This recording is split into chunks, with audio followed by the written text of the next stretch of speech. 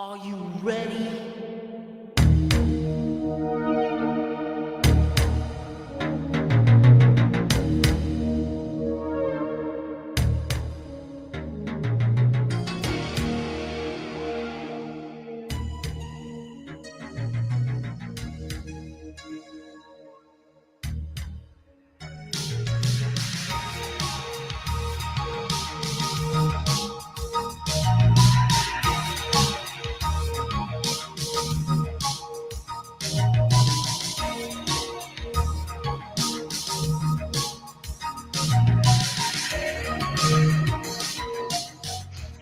Take 3 Wrestling Podcast. It is Thursday, July 10th.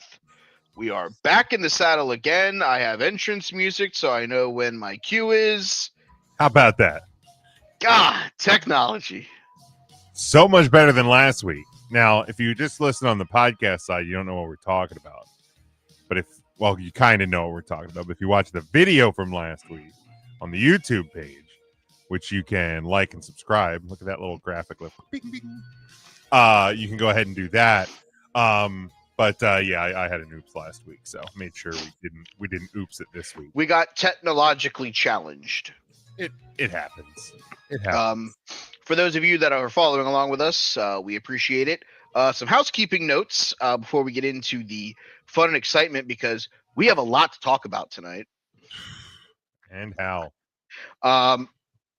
I am forced to work next Thursday because I will be in the great state of Pennsylvania for approximately less than 24 hours, right? Well, actually in the state of Pennsylvania, I think it's like 17 and a half. Yeah. No, maybe 18. You fly in at what, 11 a.m.? I land at 11 and I take off to fly back at 6. But when you put the 2 and 2 together, I'll be gone out of the state of Florida approximately 24 hours. Yeah. Because I have a layover in Atlanta, and then from Atlanta to Harrisburg, and then Harrisburg to fabulous Detroit. What the fuck? Yeah, I go to Detroit on my way home. So you go to Detroit to go to Miami. West Palm. West Palm. Is that just like a little bitty airport down there? So there's probably 30, 40 gates total. Okay, so it might be about the size of Harrisburg. Harrisburg's so in the grand scheme of things, I would say Miami/Fort Lauderdale is probably the equivalent to Philadelphia. Okay. I would say Palm Beach is the equivalent to probably Harrisburg. Yeah, because we got a little tiny airport here in my town that actually flies direct to Orlando, which would work out really well if I flew. Yeah, the Harrisburg. I mean, Harrisburg's an international. It is an international airport. But yeah, it's I forget how many gates it is, but it's on the smaller side, especially comparatively to like Philadelphia. Yeah, PB is international as well, but I don't know what international flights you're getting except for going to like South American countries. Yeah, like it's Harrisburg. It's probably just doing like Canada, and stuff like that. I was gonna say if that feels like it'd be a hub for like connections to like Toronto, Ottawa, places like that. Yeah. So next week, Thursday show will be probably preempted. I'm not going to say for sure yet. If I get out of work early enough, we may be able to throw something together. Check the social medias. We'll make a formal announcement later in the week when it comes to that. Joe is on assignment for the Joe Movie Podcast, seeing the premiere of Superman. He'll be here, I think, sometime eventually. So actually, Harrisburg doesn't even do international flights, but they have customs facilities there. So that's why it's deemed international. Huh. Could it be a landing strip for charter planes? Yeah, it certainly could something be. Like that, where they especially still where have proximity. I mean, the proximity to Southern Ontario and That's stuff. what I'm saying. You get the guys that are coming through, hit that, and then go into Canada. So Yeah. you have to hit the customs station there. But we do have a huge show tonight. We have four big cards to preview. Yeah. Well, 3 big cards and 1 4-match card.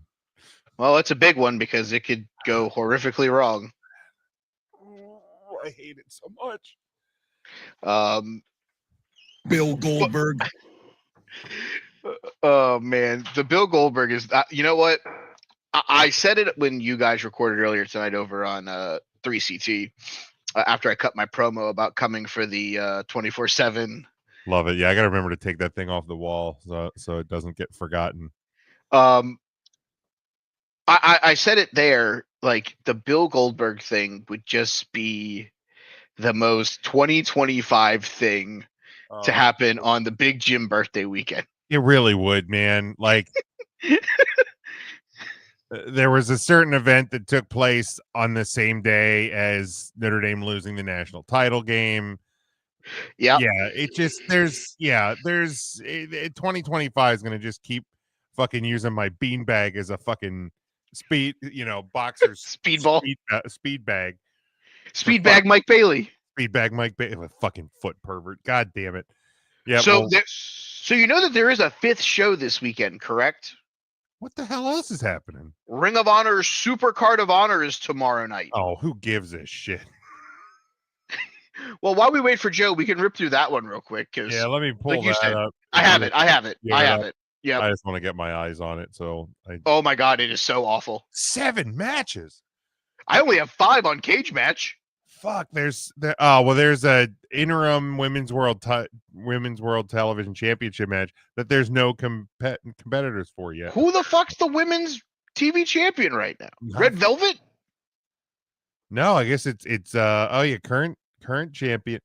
What the? Is she hurt? Singles match. What the? Who the fuck is that guy? July 7th, it was announced that women's world television champion Red Velvet was injured. She would not be competing at Super Card of Honor. Therefore, 2 women would compete to see who would become the interim champion. The participants of the match have not yet been announced. Oh yeah, because AEW / Tony Khan presents Ring of Honor does those interim champion things. Fucking hell.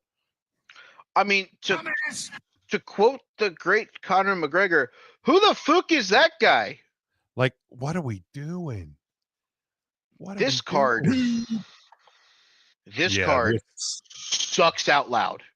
Oh, it stinks. All right, well, you read the matches that you have, and I'll find the other one that I don't have. I pulled it. I pulled the whole 7 matches up. I have it now. This sucks out loud. The fact that it stinks. Oh my god, when is the fucking TNA card? Because I would much rather talk about that. Is that next weekend? I think that I think that's next weekend. If so, kudos to them for being smart enough to not do this. Yeah, this sucks out loud. Yeah, it's the 20th. It's Slammiversary. So we'll preview that. Yeah. When it comes aboard. All right. In a 6-man who gives a shit match. It is the frat house of Cole Carter, Griff Garrison, and Preston Vance against his former compadres of the Dark Order, who he turned on to join Los Faction Day Incredinoble, but he's not with them anymore. You know what? Fuck it. Alex Reynolds, Evil Uno, and John Silver, the Dark Order. Yeah, I'll never pick somebody named Griff Garrison. Give me the Dark Order. You know what the best thing that Griff Garrison did for a while? He was managed by Maria Kanellis until she decided that she was out. Yeah, well, that's true. Oh, and also was in that group with Julia Hart. Oh, yeah, the Varsity Club with Brian Pillman Jr. Yeah. I forgot about them. Yeah, 2468. No, we definitely didn't forget about her. I'll take the Dark Order just because it seems that they're actually doing something with them in Ring of Honor. But knowing our luck, the frat house is going to win. Oh, probably. Were they on? Oh, they wrestled the Ops one night on Dynamite in a 6-man tag match that lasted like 9 minutes. Ugh, it's 8.5 was- too long. I was gonna say it was 7 too long. You want to take any guesses on who these two women will be for the interim TV title? Oh, good lord. Oh, you know who I bet it might be is the Queen Aminata and what's her face that have been feuding in Techno Team Tekla 2000. Tekla, yeah. The Tekla Team 2000 lady. Yeah. I think they're gonna be in the Battle Royal or the Casino Gauntlet bullshit. I'll go Deonna Purrazzo. Okay. And fuck.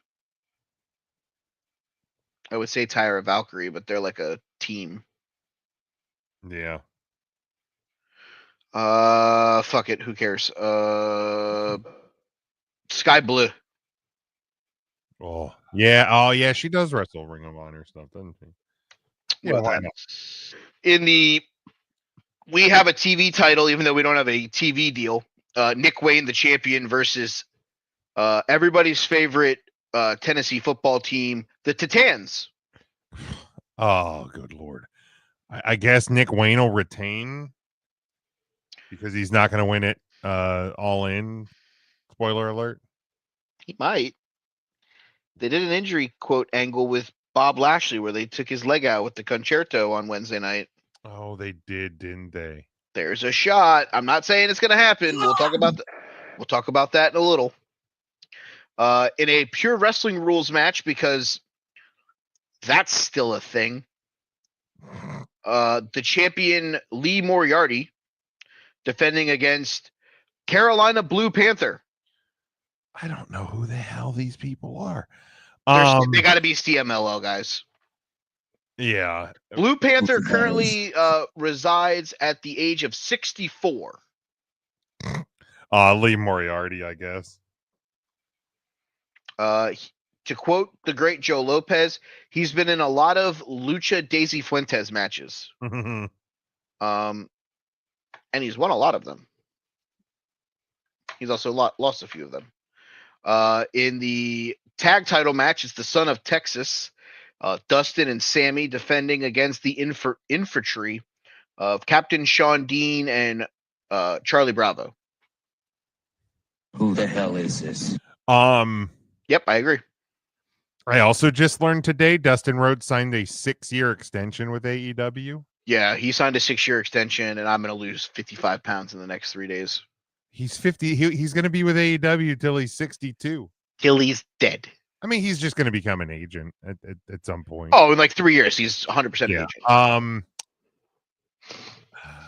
You're not going to have Dustin lose in Texas. No shot. So, yeah, Sons of Texas retain. The fact that he's also the 6-man tag champs in that company with the Von Erich brothers is the most wild thing I've ever seen in my life. I fucking forgot that was a thing. You're welcome. In the women's title match, I just want to talk about this real quick because we got a little bit of time. You know how long the title has been a thing? We're rolling on like 1,485 days that this has been a title. Mm-hmm. Champion number 1, Roxy. For those of you following along, that's Roxanne Perez. Oh shit, yeah. Who lost it to Deonna Purrazzo, who interim title because she was unable to defend it at Supercard. Mercedes Martinez beat her and then won the unification match. Mercedes Martinez lost the title at Final Battle in Arlington in 2022. Wowza. 937 plus days. If this isn't Tony Khan saying, fuck you, Roman Reigns, and having someone trying to hold a title longer than him, I don't know what is. I don't know what else to do. Yeah. You think she's... We talked on this show. You think Roman Reigns is losing the title this close to 1,000 days? Ha ha ha ha. Do I think that Athena's losing it to Thunder Rosa this close to 1,000 days? No. Yeah. Yeah. Absolutely not. I don't give a shit who she's fighting. Yeah, she's absolutely not losing here. And in the main event, the champion Bandito takes on the Don Callis family member Konosuke Takeshita. But Big Take has to win this, right?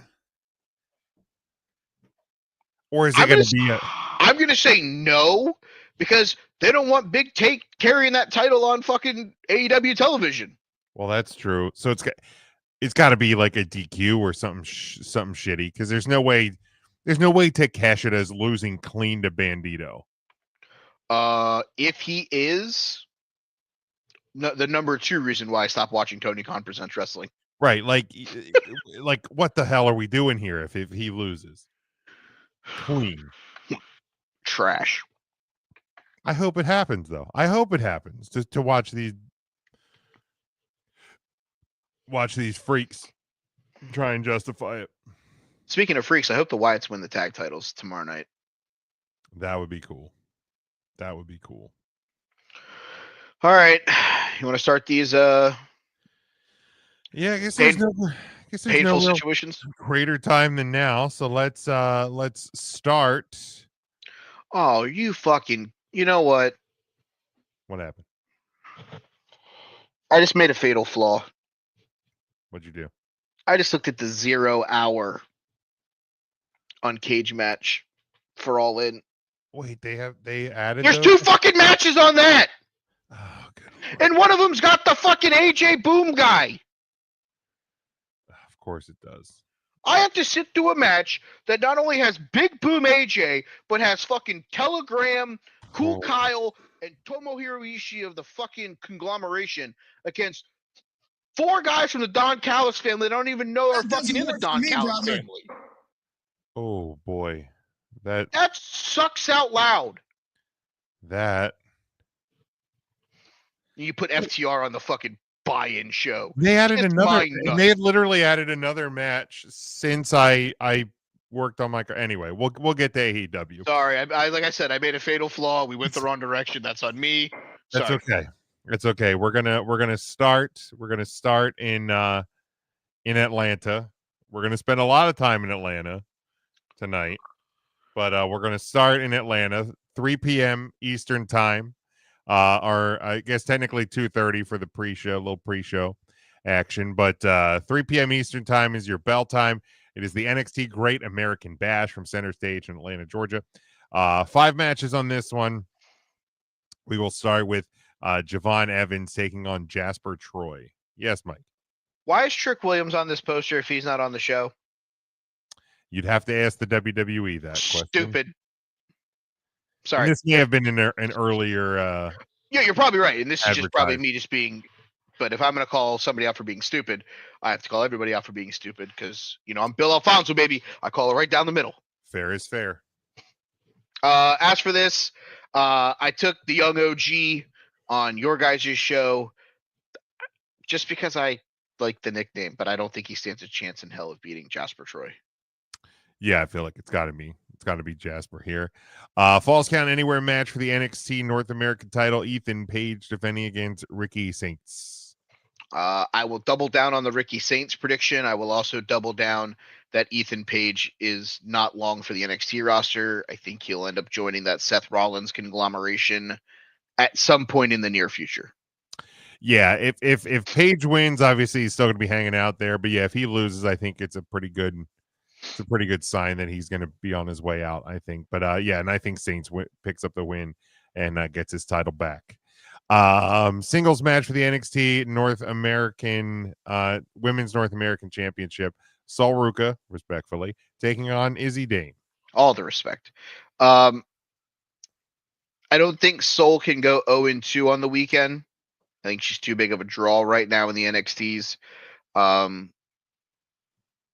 going to take her to retain because I don't know that they're going to win the tag titles, even though I'd like to see whatever Zarya is what they're calling them, I think. I don't. Yeah. So, but yeah, give me Sol to retain here. Yeah, I agree. This one, this show feels very chalk. Like I feel like what you expect is going to happen is going to happen. Right, wrong, or indifferent. Mhm. you can have your opinion about the WWE quote unquote counter program. Well, this would be the definition of counter programming. Everything else the WWE does this weekend is not actually counter programming. It's trying to control the conversation, and be the conversation. That's what they're doing. But this show is the counter programming. And my only thought on it real quick is just like, because apparently like WWE and TKO plan on doing this more in the future to try and kind of control the conversation of the weekend. And my response to people is this: I'm not saying it's right, I'm not saying it's whatever, but everybody wanted AEW or WWE to acknowledge that AEW's competition, right? Well, Here it is, boys. Like that was the thing. Well, they won't admit that they're competition. Well, guess what? This is them acknowledging it. Like Triple H is never going to sit down at a press conference. Nick Khan's never going to sit down at a press conference and say, yes, we view All Elite Wrestling as our competition in the market.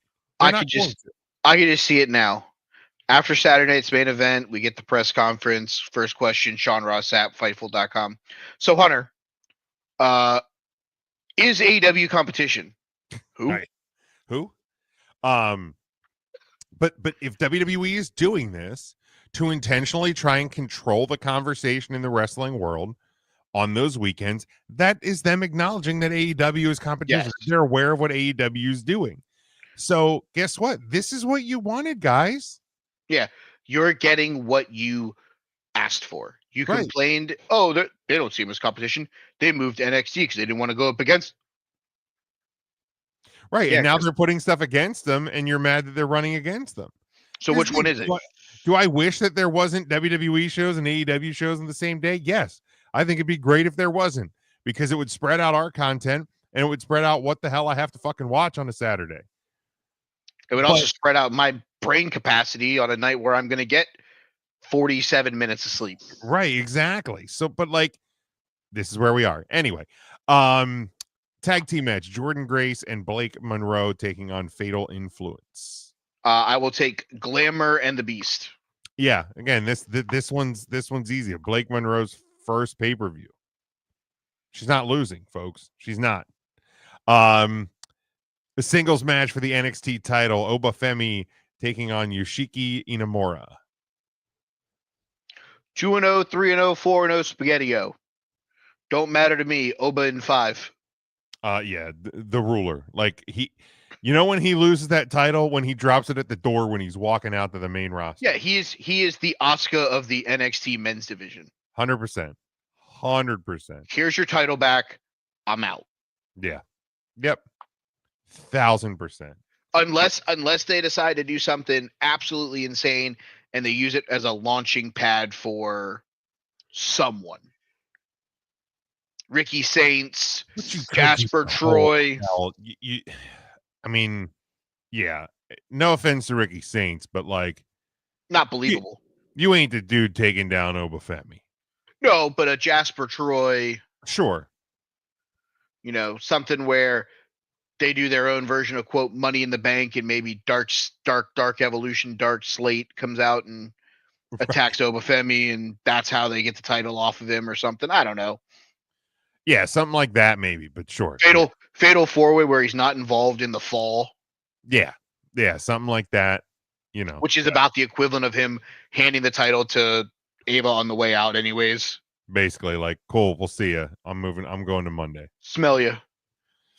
All right, let's continue through the weekend here. Yeah, this is the long one. This is the big one. Have so many opinions to this show. We go Saturday, also at 3 p.m. Eastern Time, Globe Life Field in Arlington, Texas, is AEW All In, or Y'all In, as it's Tune in at noon for the pre-show. Affectionately referred to. It actually starts in an hour.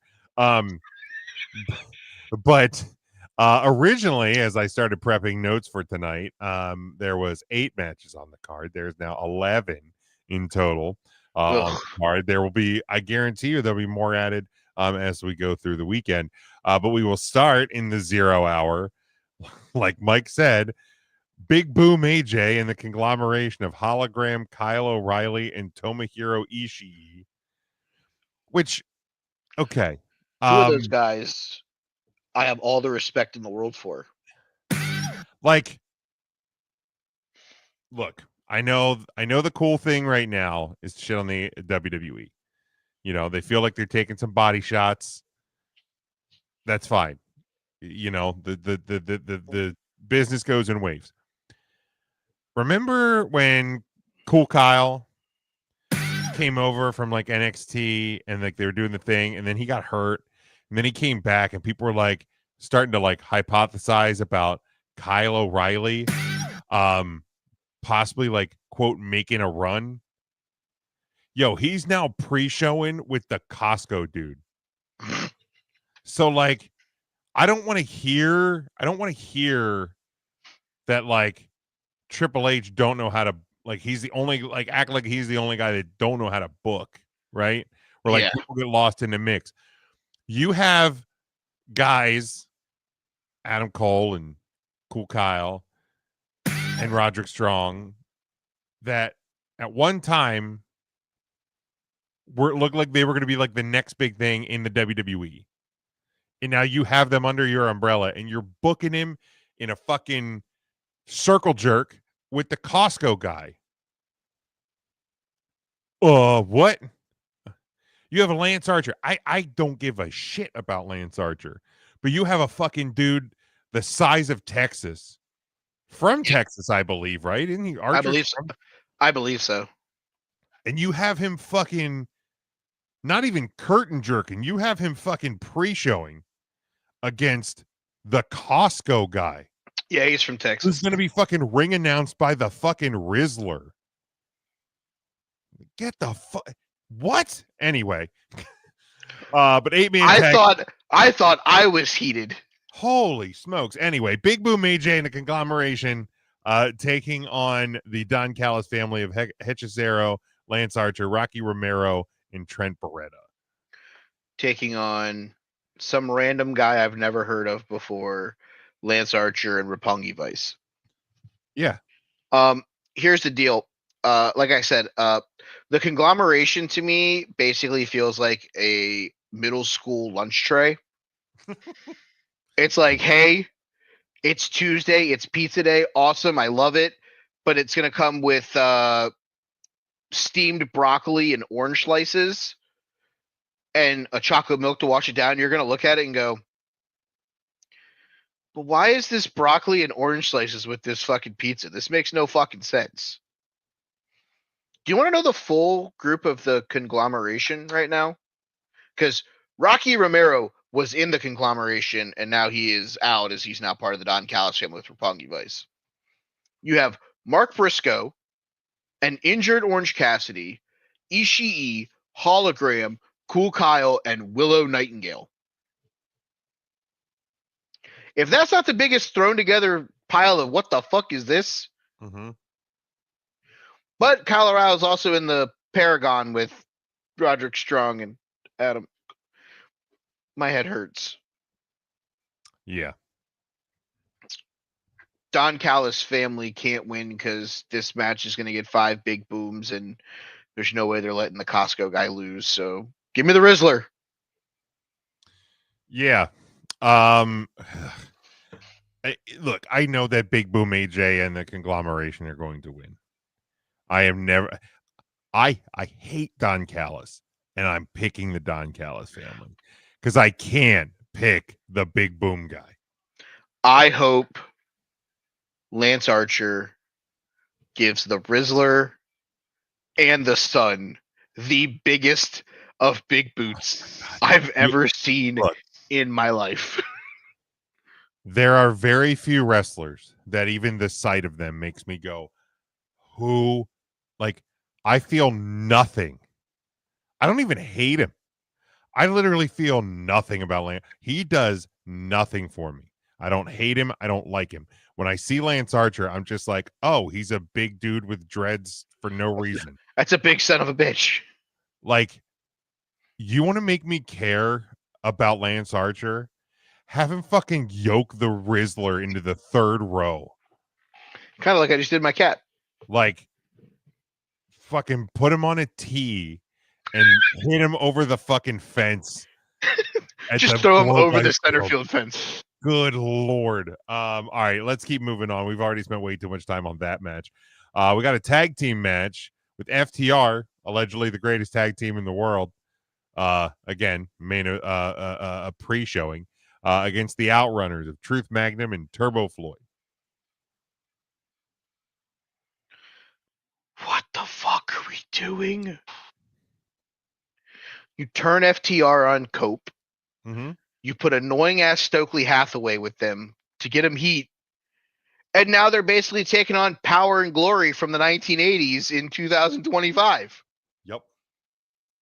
On the pre-show, by the way. Yeah, we're not even getting them on the formal Y'all In card. We're getting them on 0 hour. Yeah, we're getting them on the 1 p.m. in the East.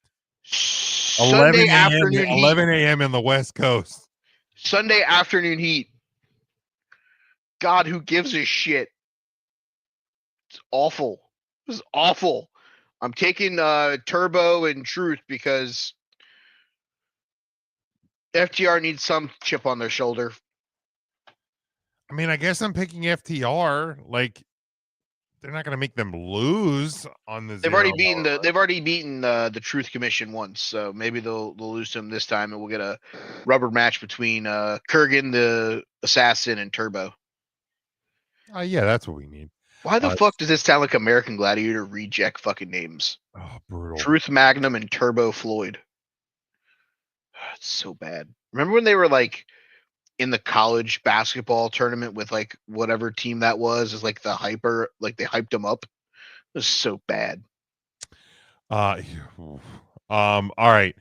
And then we also added a trios match for the AEW World Trios titles, the Ops of Shibata, Wawa, Shibata Melt, Powerhouse Hobbs, and Samoa Joe defending against the Death Riders, Claudio Castagnoli, Wheeler Yuter, and Gabe Kidd. Oh my god. They can't leave with all the titles. They just fucking can't.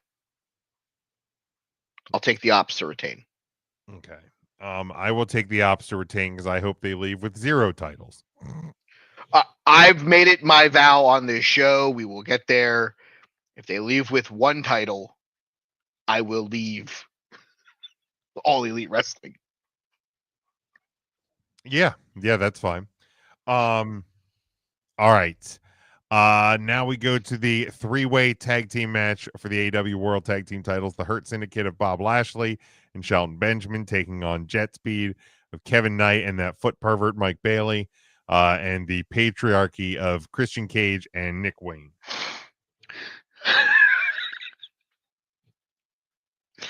Oh, the foot pervert thing gets me every time. Fucking foot pervert. I'm going to take father and son. I'm going to take the Patriarchy. They pulled the quote, take out Bob's leg move.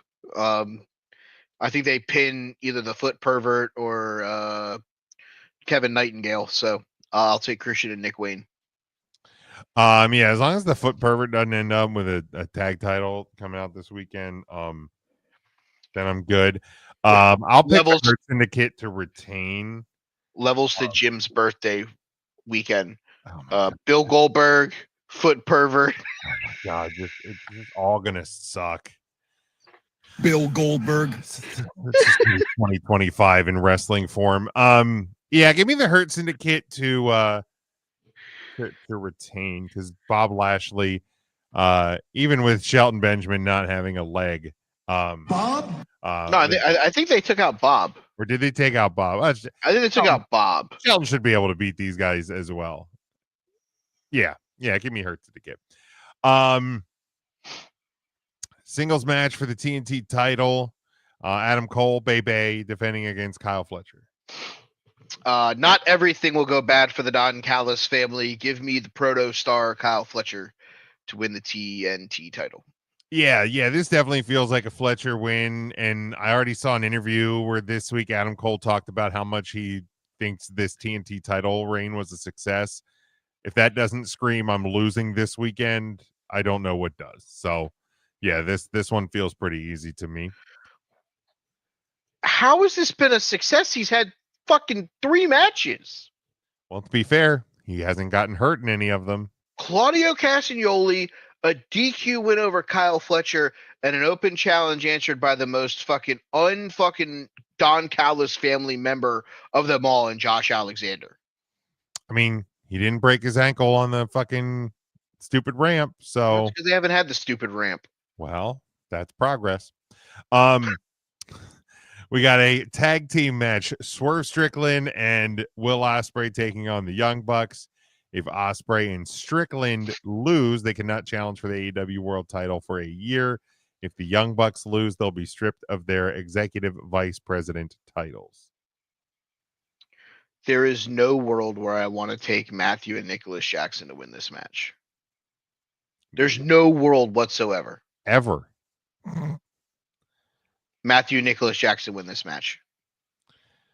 The return of generic scapegoat Jack Perry cost Will Ospreay and Swerve Strickland brother. their shots at the AEW title. I know Tim's tinfoil hat with the other thing, which I pray to God doesn't happen, because if that happens, I may literally fight somebody in the great state of Pennsylvania before I get on a plane. For those of you that did not watch 3CT tonight, his prediction was that Will Ospreay will inevitably cost Adam Hangman Page in the main event and turn heel, aligning himself with the Young Bucks now that Okada is loosely with the Don Callis family. The shitty part is it makes sense. Oh, it makes perfect sense. Like whether it happens or not will remain to be seen, but the shitty part is it makes sense. The lucky thing is too here is I don't think we'll be watching this show because Tim says 2 TVs with different wrestling will be sensory overload for him. So we'll probably just watch Bill Goldberg ruin my birthday, as opposed to watching the replay of this. Bill Goldberg. Yeah. So don't worry, we still have 42 hours before to make a decision. Fucking unreal. All right, now we go to the look. I think the Young Bucks will win. I'm picking Swerve and Ospreay because I can't pick the Young Bucks. Women's Casino Gauntlet match for the women's world title, a future women's world title match. Chris Statlander and Megan Bayne are the first and second entrants. Of course, we know this is the one that can end at any time. First pinfall wins it. So you actually want those first and second spots. Seemed to be some confusion on the social medias about that last night when people were competing for it. It's because it actually means something. Who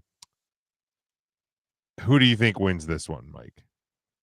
I'm going to double down on here. I'm going to say it's the debuting Elenia Black. I'm gonna say the thing that Tim said. I had the similar thought to him. There all of a sudden seems to be all this talk about Britt Baker, and the belief or the little bit of spin they've kind of put on it makes it seem like, oh, she's leaving, she's going to end up in WWE. I think this is buzz about getting her back on AEW TV. I think this is a returning Britt Baker. I think she wins the women's casino gauntlet here. That makes sense. I think we'll see Elenia Black in the crowd. That's kind of become a thing at All Ins the last couple of years. Is you see a free agent, especially female, in the crowd. They show her. It was Mercedes a couple of years ago. Who was it last year? I forget who it was last year. But yeah, I think it'll be Elenia Black here. Next one, men's casino gauntlet match for a future AEW world title match. Mark Briscoe and MJF will be the first and second entrants. Bandito, Brody King, Mystico, and Ricochet also confirmed entrants into the match. I know, Mike, you still love him. He's still a dick. Who do you think gets this one? Hold on. I'm trying to see something real quick. It would also make sense because Britt Baker lost to Mercedes Moné at this event last year. Oh, that's a great point. That's a great point. Obviously the big thing was Jamie Hayter made her return at this show. Yes. And then obviously the Danielsons were in the crowd for Bryan's career versus title match. So I don't think we count them as a free agent hiring. That being said, I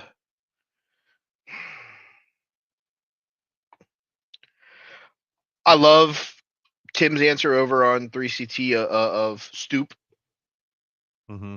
Or was that, who was that said that? Was that Tim? I think it was Tim.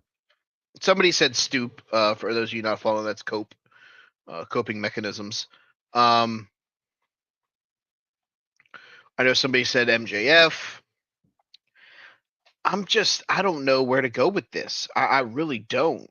I said in the comments, he finally conquered Mount Everest, so maybe we bring back fucking superhuman glass guy.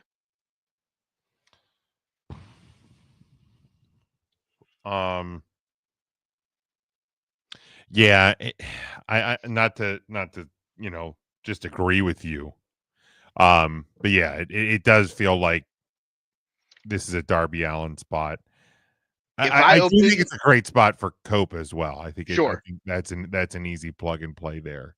If I open the Twitter machine at your birthday and at some point just throw my phone across the room, Darby Allin won the Casino Gauntlet match. Let's put it that way. That's the tell. There we go. That's good to know. That's good to know. So I'll say Cope officially, but I do tend to lean more towards it being Darby Allin.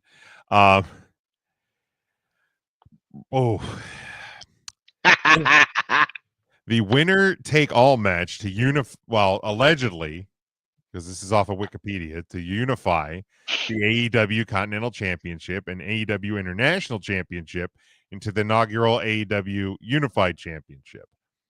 But as Tim informed us on 3CT tonight, Tony Khan during the media call clarified that he never said this was a unification match.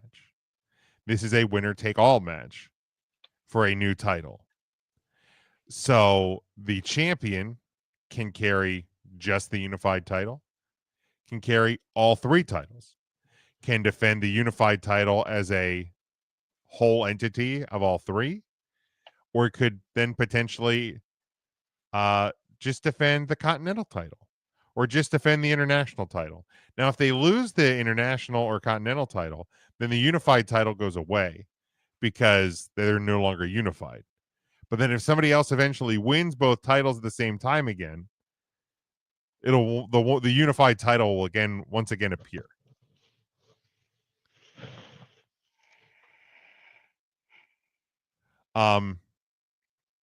It's a new idea. Doesn't mean it's a good idea. It's a new idea. Haven't really seen this done before. So I'll give it to AEW. They're doing new things. I used to say on 3CT for years that in the 2020s or 2010s in professional wrestling, we're not going to really see anything new, because even Blood and Guts, right? You know, that Blood and Guts match that AEW started doing. Blood and Guts. That was just a reincarnated version of War Games. War Games. War Games. War Games. So what you're telling me is that we start here, where the X is, right over here, and then we go here to go there, to go around there, maybe to over there, but back over here. Yeah. And then we're gonna go back there, and then over, and then around, and then back around, and then maybe over here, but then maybe over here, but probably over there, and then over there. But nope, we got to go back over that way. And that's going to be who wins the title that may be a title for like 3 days. Correct. I'm out. Fuck it. I'm out. Yeah.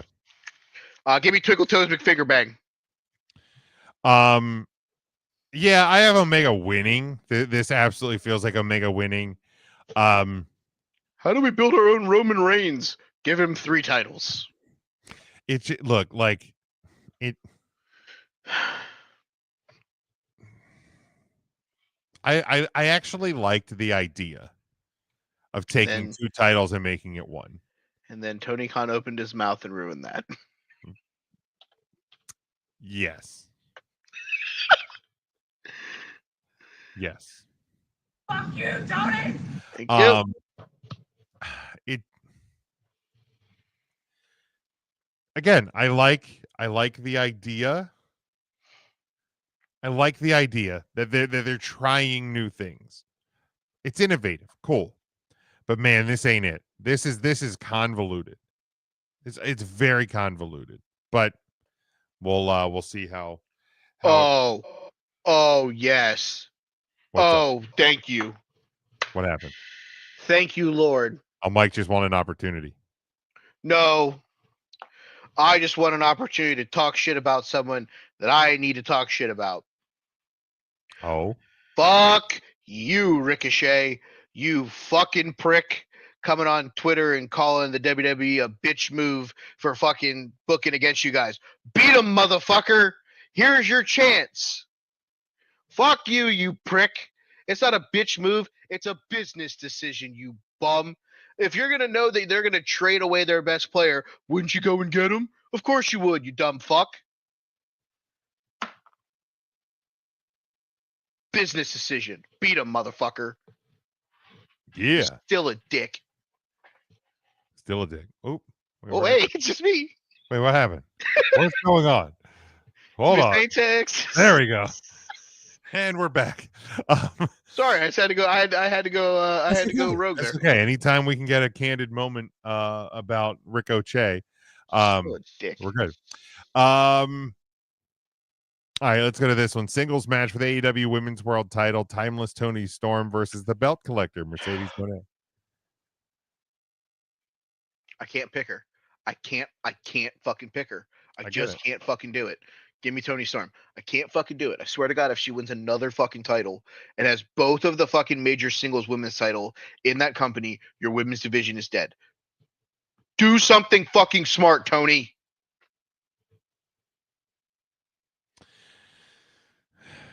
I'll do the thing that you won't do. Because it's absolutely Mercedes winning. Of course it is. I just can't fucking do it. I get it. It's okay. I can't pick the Bucks, so I get it. I'm not judging. I get it. Yeah. Lastly, and here goes nothing.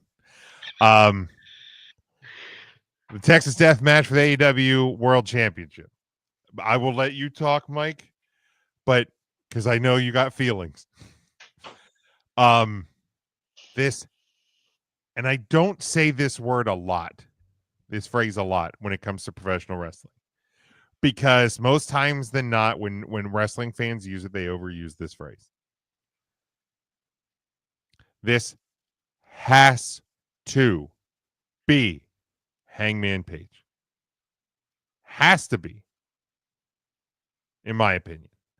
Like, here's the deal. When AEW burst onto the scene in 2019, they had all the good publicity. WWE was in the mud.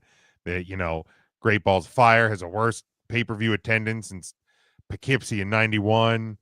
Like, WWE, the clouds are hanging over WWE, blah, blah, blah, blah, blah. Pandemic hits. Everybody's just trying to survive. AEW is the first one to bring fans back into mix. They seem to be doing the presentation better, at least more favorably, because like the Thunderdome was cool, but like real fans, had a better feel to it. You had Daly's Place right there. It was kind of a special wild time. Start to come out of that. WWE still kind of in the shit a little bit, but they're starting to get a heater with the Bloodline and whatnot. And then the whole Vince stuff happens. But then Triple H takes over. WWE gets on a hot run, right? WrestleMania is fucking 37, 38, 39, 40 all-timers. AEW is starting to have to play smaller buildings because they can't put asses in the seats, and they're tarping off majority of the buildings, and they all of a sudden look like WWE in 2018. Like, things are hurting. The booking stinks. Cody Rhodes leaves. You side with fucking generic Jack over CM Punk.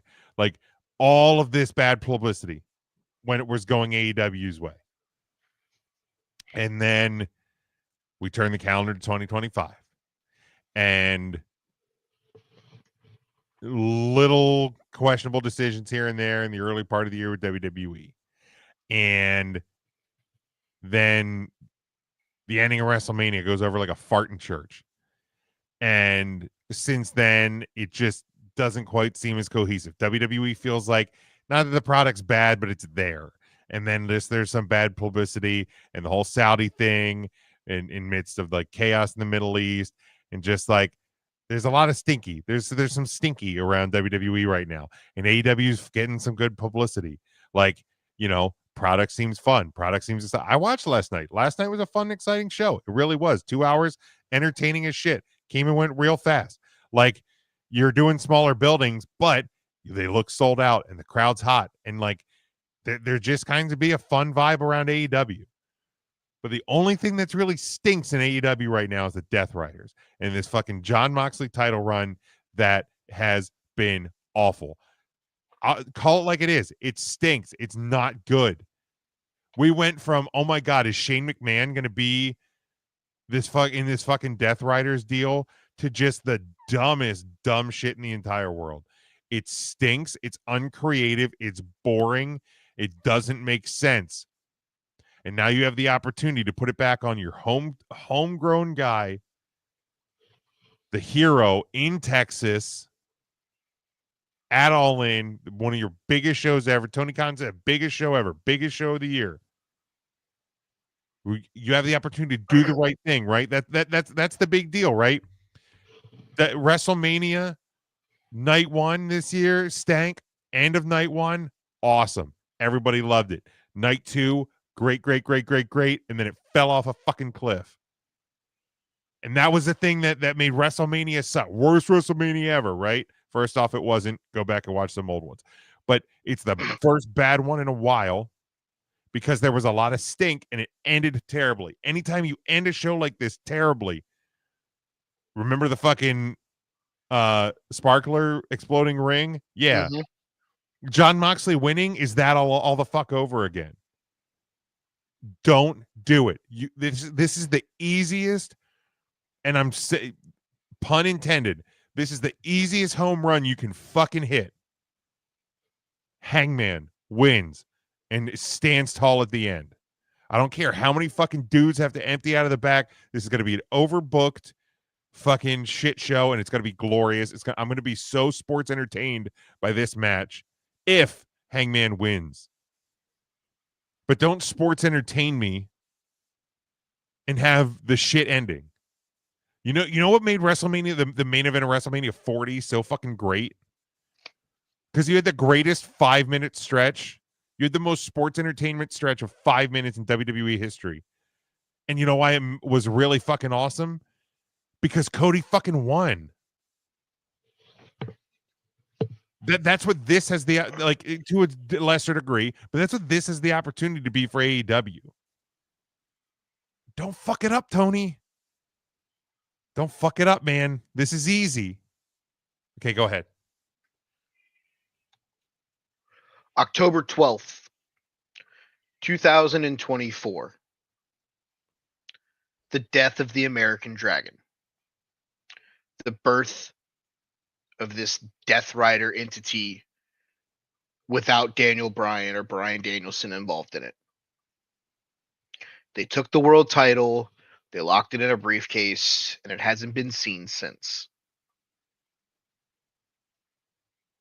November 23rd, Orange Cassidy, Full Gear. 4-way at World's End, Adam Page, Jay White, Orange Cassidy. Dynamite, Maximum Carnage in January, Powerhouse Hobbs by ref stoppage.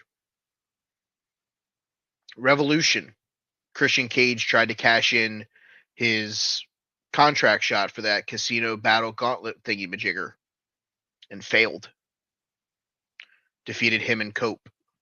Then beat Cope in a street fight 2 weeks later.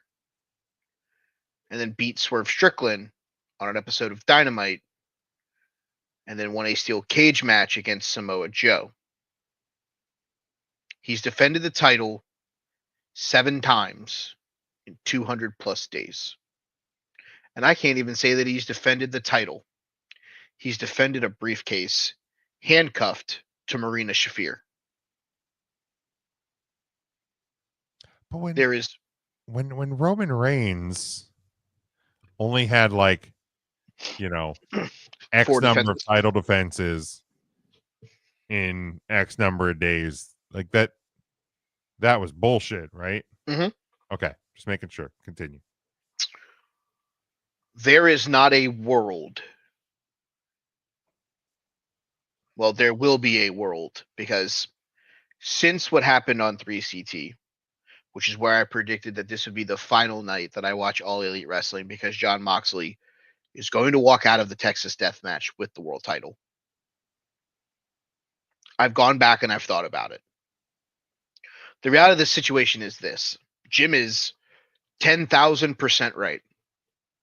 Adam Hangman Page needs to walk out of Texas with that title. There is not a bigger homegrown AEW star that you have the opportunity to make this moment for than this guy right here. You can tell me Darby Allin, and I can tell you he'll only be known as the guy that'll jump off of anything through a plate of glass. You can tell me generic Jack Perry, I'll counter you, he couldn't beat CM Punk in a shoot fight. You can tell me Sammy Guevara, the other pillar of the 4 pillars. And CM Punk's not a good shoot fighter, by the way. We've watched 2 UFC fights where he gets smoked. I've watched 2 events that proves that he's not. And Sammy Guevara right now is in the Ring of Honor tag team division. You sold me a bill of goods of the 4 pillars of AEW. Well, guess what, Tony? You have the blue chip. You have the 101. You have the guy that you should draft number 1 overall. I'm going to tell you, you've got Bo Callahan. If you've ever watched the movie Draft Day, you know the reference.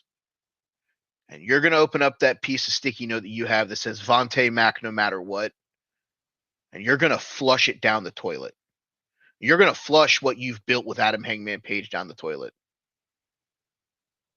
Jon Moxley, though, he's not walking out with the AEW World title either. Remember that match that we talked about a little bit earlier in the night? That Casino Gauntlet Battle Royale? Christian Cage won the last one of those and cashed in his contract whenever he wanted. Someone's cashing in or after Texas Death for the happy ending. And I have figured out who it is. You can sit here and you can tell me that it's Darby Allin and Darby's the one that should dethrone the Death Riders, and I will call you an idiot. Who did the Death Riders take out? Bryan Danielson?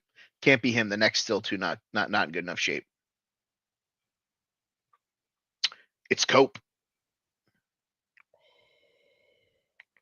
Adam Copeland is walking out of All In Texas with the AEW World title. I'm actually okay. I'm okay with that. I can live with that as long as it's not Jon Moxley. I've said from the very beginning that if Jon Moxley walked out with the AEW World title, I would not watch another AEW show.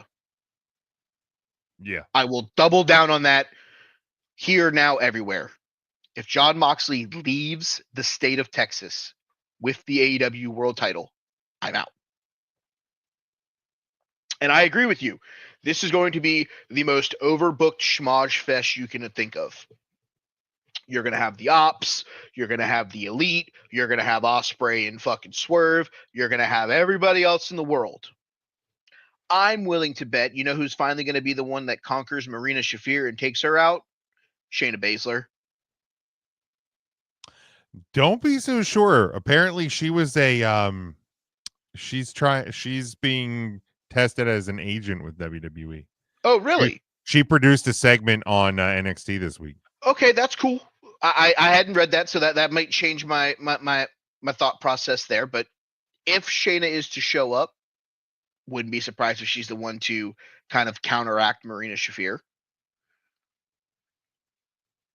For some reason, though, this just feels like Swerve is going to find a way to make sure that Adam Hangman Page doesn't leave with this title. That feud will be a feud that lives in AEW forever.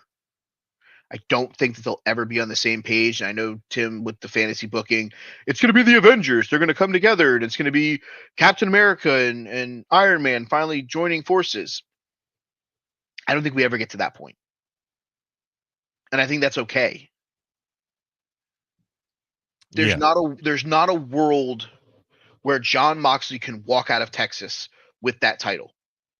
And if he walks out of Texas with the title, somebody huge has to have joined the Death Riders or the Elite.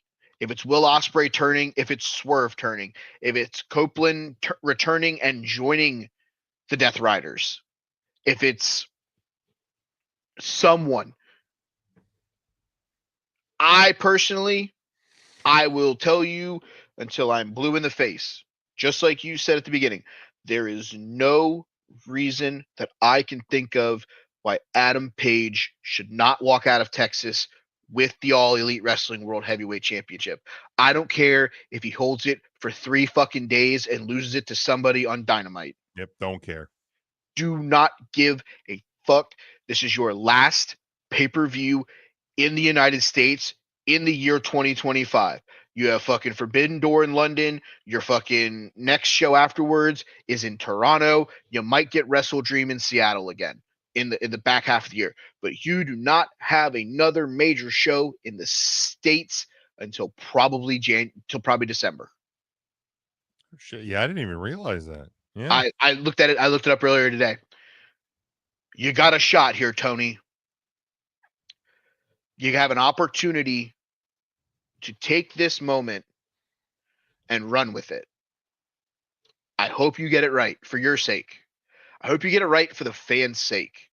I hope you get it right for whatever the next step is for this feud, which I do think inevitably will be Adam Hangman Page, Will Ospreay, Swerve, and people versus Death Rider, Bucks, inside Blood and Guts. I do think that that's something that will happen in a primary part of 2025. I do think we get that. Blood and guts! But I will tell you this. If Adam Hangman Page does not walk out of Dallas, Fort Worth with that title, and it is because Jon Moxley wins clean, or as clean as he can in a Texas death match, you just fucked your entire build of Adam Hangman Page. Mm-hmm. So if you have to have Jon Moxley walk out of there with the title for whatever fucking reason you have to, Tony, let it be Swerve, let it be Cope, let it be someone that joins the Death Riders or the Elite. Make there be a valuable reason for other fans to tune in on Wednesday night. Because no matter what you do, if he walks out with the title, I'm not tuning in. Right. I've made that abundantly clear, and I will tell you that until I'm blue in the face. Will I go on and read the results? Will I go on and see what's going on? Sure. But I will not sit down, and I will not watch this show. I will not watch it on re-air. I'll read the results so I'm current enough for when we do a show that I can talk about what happened on the show, but I won't watch. Sure. So at this point, my formal prediction is Adam Copeland walks out with the title. My hopeful prediction is Adam Hangman Page gets the moment that he deserves in Texas. The harsh reality, Jon Moxley's probably winning this match. Does kind of have that vibe to it, doesn't it? It really does. And this, him being laid out and him getting beaten down by the Death Riders every week. This is the story. Oh, the face is going to prevail. The face is going to prevail. It just doesn't feel like it. Yeah. Yeah. But, yeah, anybody but Mox at this point. Like what was my thing with Money in the Bank? Anybody but Rhea? Anybody but Mox at this point. This is really where I'm at with this one. Yeah, you want to do a cash in of some kind. Be my guest. All right, we press on through the weekend, and who buddy, Saturday night, 8 p.m. Eastern time from the State Farm Arena in Atlanta, Georgia. It is the 40th version of Saturday night's main event. This of course, Saturday night, July the 12th. 4 matches, because I guess they added a 4th match today. It is a singles match for the United States Championship. Solo Sikoa defending against my namesake, Big Jim, Jimmy Uso. Is this SummerSlam match literally going to be just all the Samoans? Bloodline rules. Yeah. Jacob versus Solo versus Jim versus JC Mateo. With Ava as the ring announcer. Yeah. And Big Dwayne as the referee. It's Solo. 4 letters, 1 word. Fuck. Yeah, easy. Again, we talk about things just being what we expect. Singles match, Randy Orton versus Drew McIntyre. It's got to be Drew. He does feel like he needs a win, doesn't he? He really does, because he lost that whole fucking Damian Priest. He's eating a lot of L's. Give me Drew to pick up the win. Randy Orton's bulletproof, always will be. Yeah, sure. Singles match, LA Knight. Yeah. Taking on Seth freaking Rollins. Let me talk to there's no way that Seth Rollins is losing. No, absolutely not. I swear to God, if he loses, it's because Detective Bunsen Beaker and not JC Mateo, Big Bronson Reed come out and it'd be a DQ win. Yeah, there's no way LA Knight's winning remotely clean. So yeah, it's either Seth wins because of shenanigans or LA Knight wins by DQ because of shenanigans. This is going to be a lot of shenanigans. Entertain this match. Our shenanigans are fun and cheeky. His are evil. I swear to God, I'm going to pistol whip the next guy that says shenanigans. Hey, Foggle, what's that restaurant you like down on 4th Street with all the shit on the wall? All the goofy shit on the walls and the mozzarella sticks. Oh, you mean shenanigans? Oh, I love that. So good. I guess Joe was thoroughly Superman entertained. It seems to be. That's the longest movie ever. Right, dude. He said it started at 9:30. We're fucking 2.5 hours. God, remind me not to go see that movie. At least not at night. No. Give me like an 11 a.m. show. Honestly, I still have my day. Superman versus All In Texas. Like, fucking right. They should be worried about that being. Actually, give me at least let me watch All In a movie theater so I can eat popcorn and. They stopped doing that. I know, that's weird. I'm over it because I used to like to go to those whenever they were. I went to like 2 of them. Yeah, the theater near me, which would be right near the diner. We're gonna make a diner run. They never had it there because it's an independent theater. Boo. I know, it's fucking lame. I was pissed. All right, good God, I can't believe this is a real fucking thing in 2025. But here we are. Singles match for the World Heavyweight title in his retirement match. Alleged. It better fucking be. I swear to God. Don't make me sit through this bullshit again. Gunther defending against Bill Goldberg. Hit it. Oh, God damn it. Bill Goldberg. He is going to win the title, and then Seth Rollins is going to save Big Jim's birthday, cash in Money in the Bank, and walk out with the World Heavyweight title. I'm not saying that that's even okay, right? Like, because to get that means Bill Goldberg has to win the world title in the 2025. However, if Bill Goldberg has to win the world title in 2025, losing it immediately to Seth Rollins, a guy who I've defended, who has been my number one in the Shield forever. Hmm. Who ain't afraid to tell the truth about Bad Terry. Known racist, Bad Terry. You known racist Bad Terry. Doesn't support questionable presidential candidates. Like some members of the Shield. Seth Rollins always will be my number one.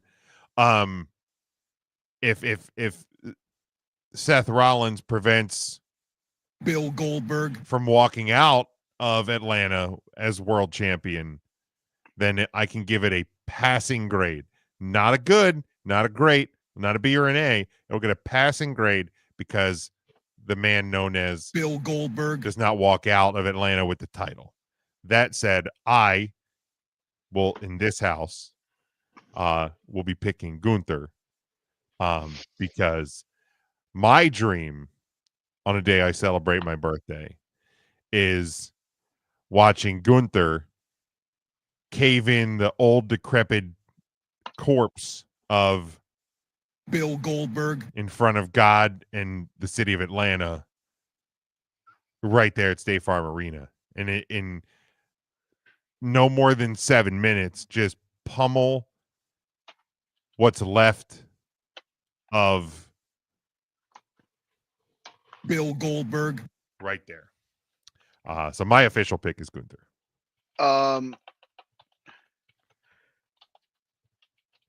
Could you see a world where this feels like it's the Kofi Kingston, like he loses in 4.5 seconds? Oh, absolutely.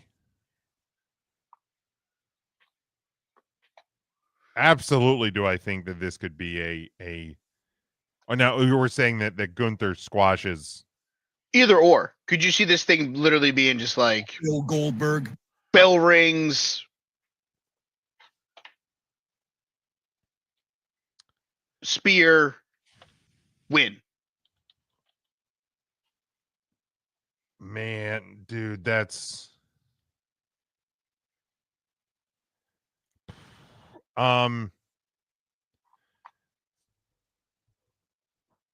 realistically I can see a world where Gunther beats him in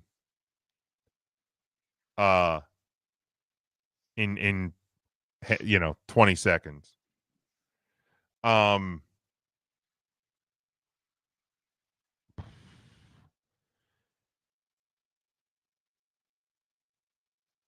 Man, there should be no reason that Goldberg basically squashes Gunther. I mean, there was no reason why Brock Lesnar needed to beat Kofi Kingston in 8 seconds either, but no, but I also kind of get it.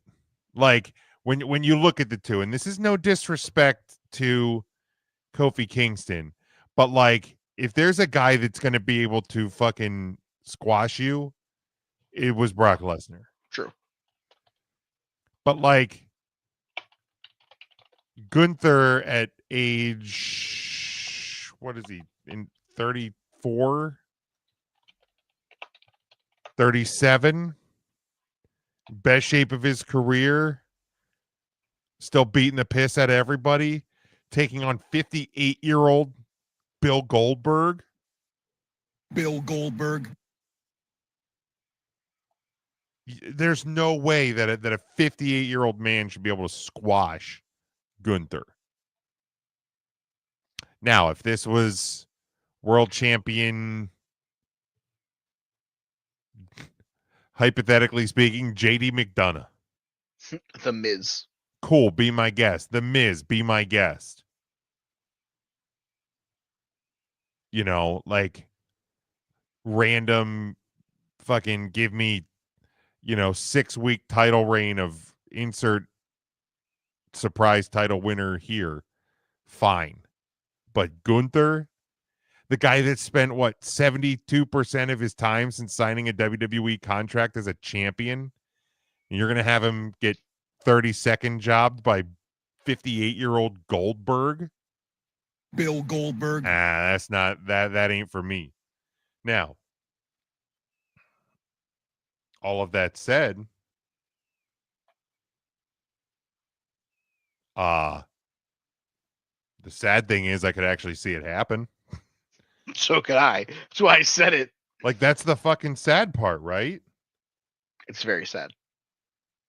Is that there's a legit scenario where I could go, yeah, that could be a thing that happens. I legitimately was looking online right now, trying to do a journalism mid-show of what is his record in matches in the state of Georgia, I mean, it's got to be pretty good, I would imagine. or at least like in the city of Atlanta. Because if that guy's like 14-0 in the city of Atlanta, I don't know the big goons walking out with the belt, bud.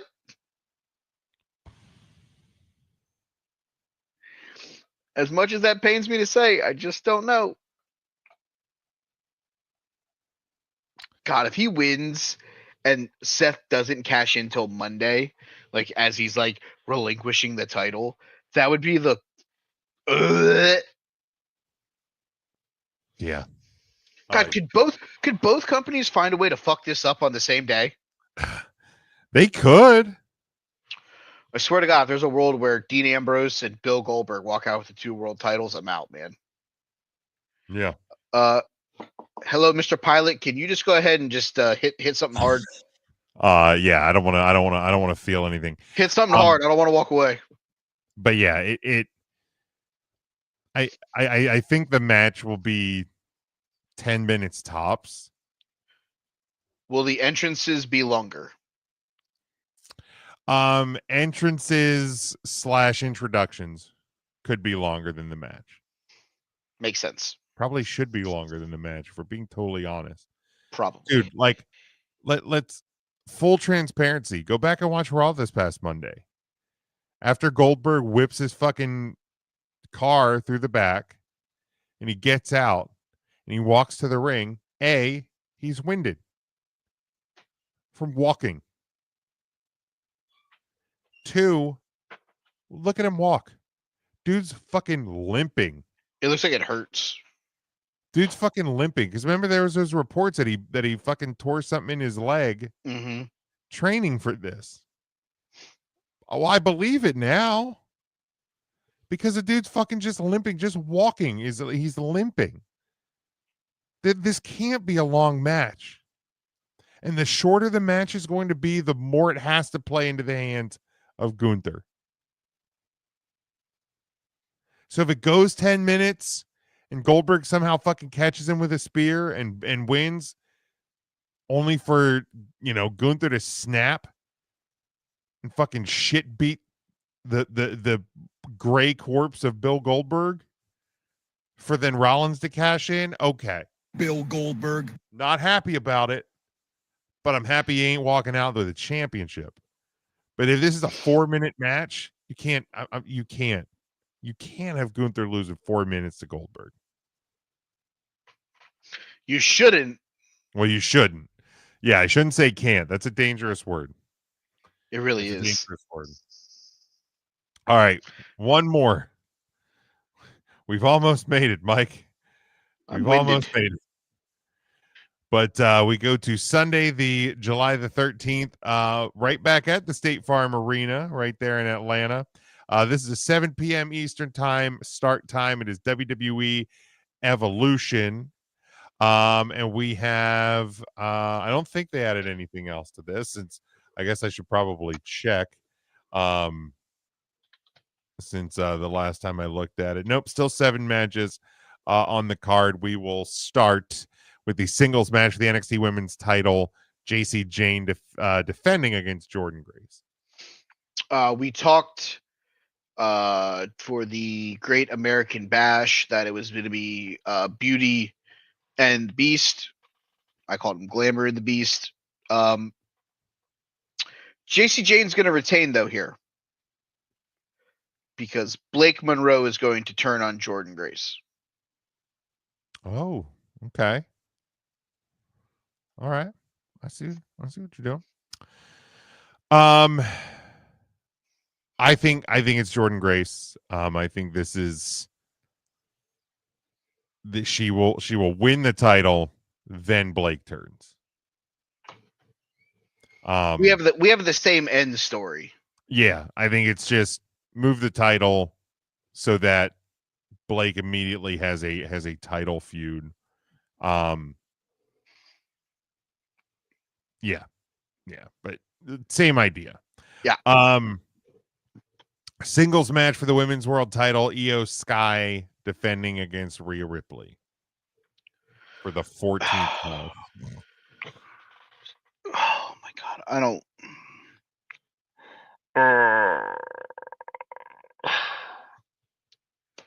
I mean, does Rhea Ripley really need the title?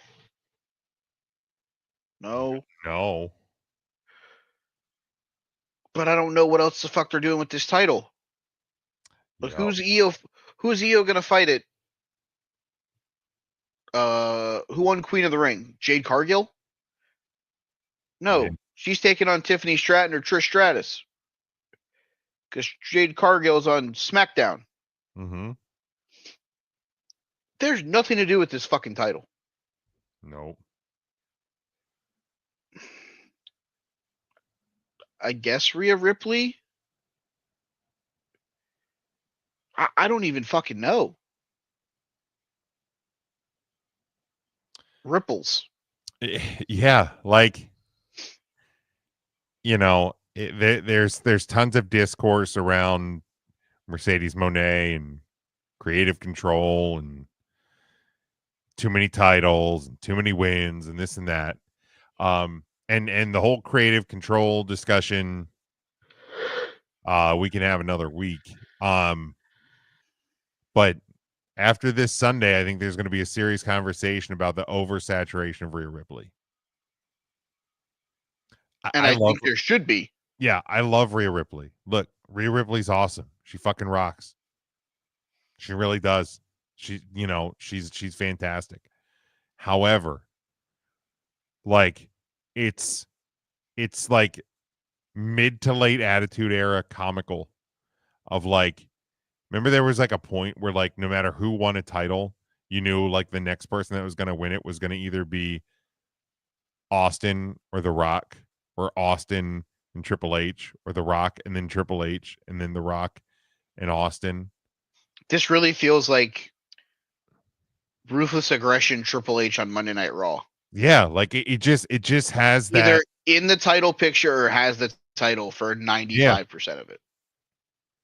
Right, and here's the deal. Like, I know she spent some time hurt when she like had the shoulder injury and stuff, but like ever since she came back, it just feels like way too heavy-handed with Rhea.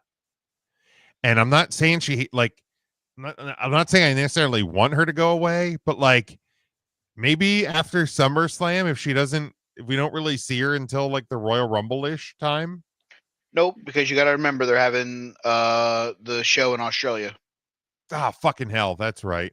And she's going to be the centerpiece of it. You know, she's going to main event the show. So 100% she's winning. I forgot about that. Which is why you put the title on her. Yeah, and because that's what is that September, October? Oh yeah, she's absolutely winning the title here. If she doesn't win it here, she's winning it at fucking SummerSlam in the rematch. Only way she doesn't is if it's some sort of like schmozzy, goofy finish, and then she just winds her way into the match at SummerSlam. That's what I'm saying. And she wins it at SummerSlam. Like, she's either winning it now or SummerSlam. Yeah, 100%. Yep, that's easy. All right, fatal 4-way tag team match for the women's tag team titles. Still bummed this isn't the Bella Twins. This is one I'm mad I got wrong. This is because of the injury. Yeah. I truly believe this was supposed to be in this match. I think we get the Bella Twins. Correct. And I think as soon as Liv got hurt, they called an audible. They told Brie, it's not you, it's us. We've got to change the course of what we're doing now. Yeah. I still think we can get, because Nikki Bella is apparently scheduled for the Raw, this Raw on Monday. I think we can still get the Bella Twins somewhere. At some point. I have a perfect spot for them. SummerSlam in the tag team title match? No. San Diego Survivor Series in a women's tag team title match. Oh, love it. Love it. Anyway, Judgment Day, Raquel and Roxanne defending against Charlotte and Alexa, Sol and Zarya, and the Kabuki Warriors. They're so like, from a tag team perspective, you want the Bangkok Warriors or Sol, Ruka, and Zarya to win because they're an actual tag team. From a storyline perspective, you kind of want the Judgment Day to retain because I kind of want to see what the next step is for Nikki Bella. Mm-hmm. But how the hell is it not Charlotte Flair and Alexa Bliss? Right. Like, you've built this story. Like, is Charlotte going to turn on Alexa during the match, and that's going to be one of the matches for the 2-night version of Summerfest? Right. Like, if that's the case, okay, because something came out of it.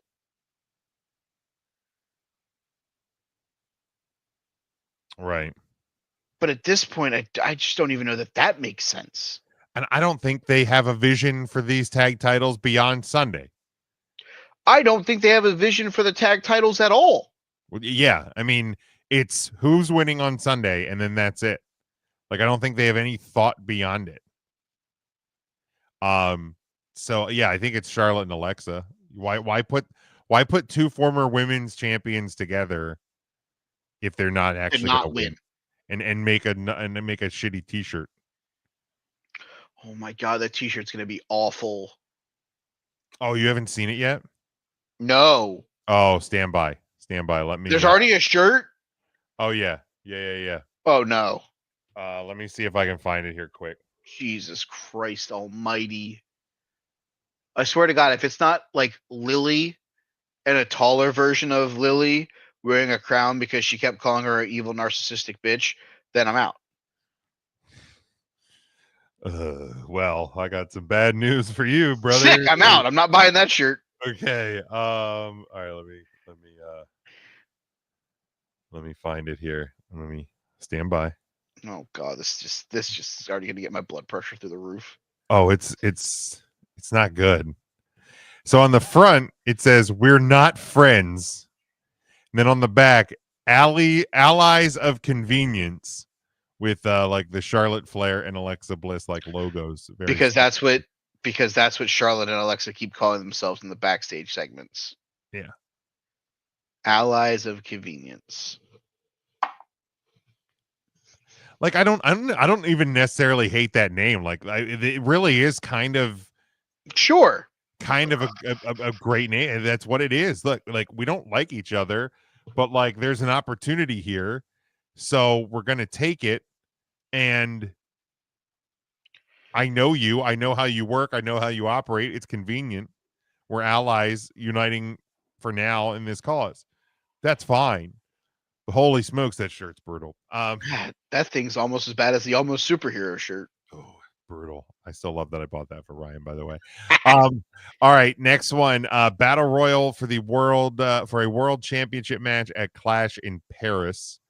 Announced participants. We have Stephanie Vaquer, Ivy Nile, Nia Jax, Nikki Bella, Natalia, Maxine Dupree, Kalani Jordan, Jada Parker, Lola Vice, Lash Legend, Izzy Dame, Tatum Paxley, Zelina Vega, Gulia, and Candice LeRae. Do you think it's going to be any of them, or do you think it's going to be somebody else? The only people that you actually said, Nikki Bella, Nia Jax, Stephanie Vaquer. Correct. Those are the only three that I think that are, quote, announced that legitimately have a shot of winning this match. Correct. I have no fucking clue. I picked Nikki Bella. I did too, and then I remember that the match was at Clash in Paris, and I'm like, is she really going to Paris for a world title match? She might. She likes Paris. Paris. I'm gonna go the EST of the MMA of the onomatopoeia. I'm gonna take Bianca Belair. Okay. Because she's not in a match, but she's primarily on this card, on this poster I'm looking at right now. Sure is. And what better way to still be involved in the Jade, Naomi Money in the Bank stuff? Because once Jade Cargill wins the title at the Summerfest, Bianca gets Jade, and and then Naomi gets can involved. cash in. and it gets so much more fucking. Oh, I actually like that a lot. That Yep. makes a lot of sense. You know, but believe things as you will. Put on the tinfoil hat, if you will. The WWE Vault has been adding a ton of AJ Lee content this week. They've also added, I think, a match with AJ Lee and Paige Saraya. to the WWE Vault. And apparently, she said in an interview this week, she said recently that she misses being Paige and wants to be Paige again. So use that how you will. Seems like an all women's pay-per-view would be a great opportunity to In a world where here's the thing. Look, again, right, wrong, or indifferent. We talked about good PR, bad PR Mhm. for different companies in different ways. Mhm. There's because wrestling fans are idiots, there's been negative PR around this show. They've only sold 6,000 tickets. They've only done this. The build's been terrible, blah, blah, blah, blah, blah. Cool. You want to send people away with a good feeling after this weekend? Bring Paige home. bring AJ Lee home. Bring AJ Lee back. Right? Going into SummerSlam. Hey, remember WrestleMania 31? One of the best WrestleManias in recent memory? You know who had a match at WrestleMania 31? The AJ Bella Lee and Paige. Twins. The Bella Twins versus AJ Lee and Paige. Run it back. That'll put butts in the seats at SummerSlam. That'll get people talking. Especially if the Bella Twins aren't going to be involved in a tag title match at Summerfest. Bingo. And here's the deal, man. Like, the thing I have found really funny, since we're at an hour and a half already, but like, and then maybe this will be more of a conversation maybe for next week. But the thing that I found is funny is you get AEW fans that are mad that people aren't giving them enough credit for selling 22,000 or whatever tickets globally. And look, it is an achievement. It is literally the largest non-WWE gate in North American wrestling in North American history. That's a fact. Eric Bischoff can try to spin things all he wants. Whoever can try and spin, it's a fact, right? But those people, they get mad because those same people turn around and go, well, WWE's not selling out State Farm Arena. They're only selling 6,000 tickets. They only have 6,000 tickets available, right? So it's 6,000 tickets in an arena that holds 16,000. You're selling 22,000 tickets to an arena to a stadium that holds 48 to 55 when you're talking about seats on the floor. Mm-hmm. But neither side wants to bring the same energy for each other. So either, man, it's really great. WWE sold all of their tickets to Evolution, just like AEW sold all of their tickets to All In, or wow, neither company could fill the buildings that they're doing these shows in. And I get 6,000 is significantly less than 22 or whatever it's going to end up being. But there is also a reality here that and I mean this in the most respectful way, because I think women's wrestling is incredible. Over my years working within the indies in PA, I have met and talked to, and if you go over to 3CT, we have championed women's wrestling for years. Mm-hmm. We've had so many women's wrestlers on our show. It is a bit of kind of a niche fandom, right? Not everybody that likes wrestling will watch an all women's show, because there are people who ready for the quote, ready for the drop, Big meaty man slapping me. people like seeing big dudes beat up on each other. People like seeing lucha style wrestling. People like seeing little dudes doing flippy shit. Like, it's not for everybody. So a show that is targeted towards a demographic, right? It's not going to sell as big. It's just not.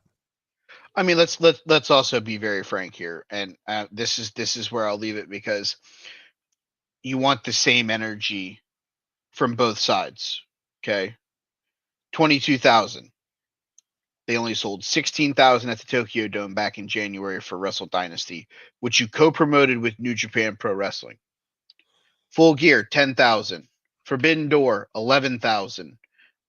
Revolution, which was Sting's last match, 16,000. Okay. WWE sold 6,000 seats for an all-women show. That's about, my math is correct, 2,045 less seats than the fucking title versus career Bryan Danielson, Jon Moxley in Bryan's home state. Mm-hmm. You don't want the same energy. You just want to use it as a convenient argument whenever you're looking for some credit. Well, guess what? Credit where credit's due. Selling 22,000 seats in a WWE hotbed, aka Dallas, Texas, home of 3 WrestleManias, multiple other events. Kudos. Super proud of you guys. Super happy for you guys. I think it's going to be great. But don't come shit on the women when they sell 7,000, when the guy who's fighting in your main event only sold 8,000 against a guy who's from Washington State, and you went to the Tacoma Dome, which holds approximately 21,000 people, and you sold 8,000 tickets. Yeah. And also, when the event that's running this weekend by AEW, 2 years ago in London sold 72,265. Mm-hmm. Last year in London, 46,476. Right? You could fill that stadium a second time with the people that didn't go to the second show. 72,000 minus 46,000. That's 26,000. Hmm? You lost more people year to year than are going to be at All In this year, right? So 46,000 this year or last year to 23,000 this year. Guess what? That's 23,000. You've lost as many people from last year to this year as were there, like as there will be this year. Mm-hmm. You've come lost, at us. right? Like, take your wins, celebrate your wins. Correct. And that's kind of been my point, and I've been very vocal about it on Twitter. It's like, celebrate your wins. Like, the world sucks, man. Mm-hmm. The world sucks right now. Like, what the fuck are we doing getting this fucking tribalistic about fucking people who wrestle and roll around in their underwears? Like, knock it off. Yeah, enjoy it. Enjoy it. If you don't like it, stop watching it. Last night was the first night I've watched Dynamite in months. It was fun. I'm gonna watch it next week. I'll only watch it next week if a certain person doesn't walk out with the title. All right, let's power our way through the rest of these. No holds barred match: Jade Cargill versus Naomi. Cargill. Yeah, I think this is Cargill. She needs all the momentum in the world going into that title match at SummerSlam. Yep. And Naomi holds all the cards. This match doesn't matter, Naomi. Nope. All right. Singles match for the women's championship: Tiffany Stratton defending against Trish Stratus. I heard you guys say that you think it's Trish Stratus because she's going to sell tickets. Here's the problem with that, guys. She then has to go have a match with Jade Cargill at SummerSlam.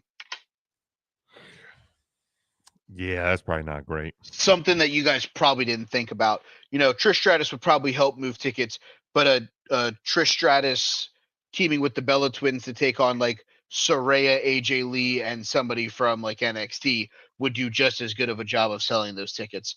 That being said, I will take Tiffany Stratton to retain because I don't think I can live through a world where Jade Cargill will win her first women's title from Trish Stratus. Yeah, that would stink. Yeah, you're right. I definitely wasn't thinking about that. When I made that pick, so I'm gonna go Tiffany Stratton. You sold Because me. I agree. Trish Stratus being involved would sell tickets, just like having the Bella Twins come out on Monday. If Saraya and AJ Lee come back and you have that match, that'll help sell tickets. I get it, but Jade Cargill winning her first world title from Trish Stratus, not on my bingo card, bud. Yeah. And last one, triple threat match for the women's intercontinental title. Becky Lynch defending against Bayley and Lyra Valkyria. I think Becky retains. What else are you doing with her at Summerfest? I don't know. I mean, here's the deal. Bayley pins Lyra. Sure. Becky's mad. She didn't lose fair. We get the one-on-one match. Wine, bitch, bitch, bitch. Bayley versus Becky at the Summerfest. And we just get Lyra out of the picture altogether. Yeah, and she, moves on. Maybe she finds another bird to be in the tag team title picture with. Sure. This feud will serve its purpose, like Sure. with Lyra, because Lyra infinitely more confident now than she is when she first won the Intercontinental title. I think she's coming into her own. Yeah, she seems much more confident out there. So, yeah, I got Bayley winning. Becky doesn't need the fall. That's how we get to SummerSlam. That makes sense. Yep. Holy shit, that was a lot. That was a lot. For the love of God, wrestling, please stop doing this to us. Oh no, just wait. Heat Wave has already been announced the same day as Forbidden Door. Okay, well, that's only 2 shows though. Like, don't worry, there will be Ring of Honor presents this show from London, and WWE will probably do another Luchador show. We'll just pretend that Ring of Honor doesn't exist. I can't wait. I can't wait for the AAA show they're going to put on. That's true. All right, want to do Wrestlers of the Week? Yes. All right. Go ahead. You start. I will start. Retained their NXT tag titles, Hank and Tank. Old Hank Tank. Hank and Tank. It's probably like one of the greatest tag teams of all time. Love the name. So good. Senior Hank, Senior Tank. Seth Rollins defeated Penta in the main event of Monday Night Raw. All right.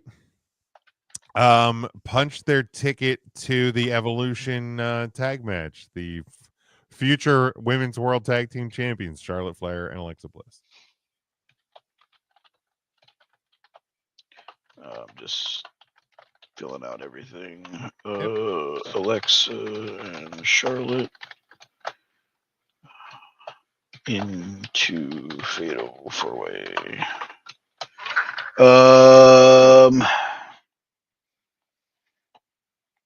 Jesus, I have no fucking clue. No, I don't want to go that route because that match sucked out loud.